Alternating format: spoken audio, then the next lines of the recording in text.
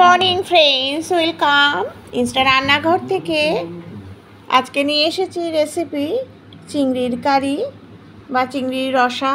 কিভাবে করছি অনুরোধ রইল পুরো রেসিপিটা দেখার।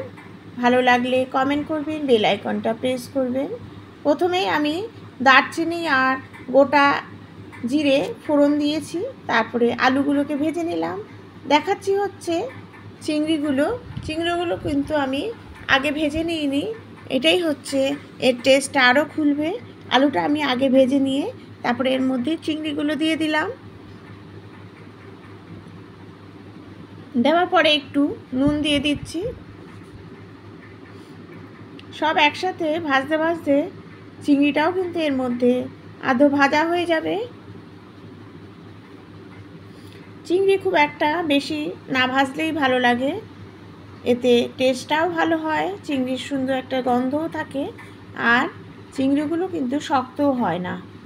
তারপরে সব একসাথে ভাজা হয়ে যাবার পর আমি দিচ্ছি হচ্ছে পেঁয়াজ, আদা, রসুন, কাঁচা লঙ্কার একটা পেস্ট। সেই পেস্টটা এর সাথে দিয়ে ভালো করে মশলাটা আমি কষিয়ে নেব। তারপরে দিচ্ছি একটু চিনি, একটু অল্প করে চিনি দিলে এর স্বাদ কিন্তু আরও ভালো খুলবে, এই জন্য চিনিটা দিতে হবে।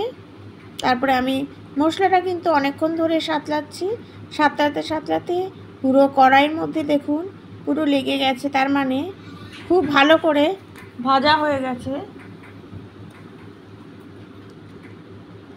তারপরে দিয়ে দিচ্ছি পরিমাণ মতো জল।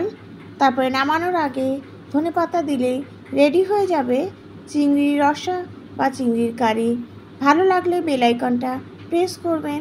Thank you.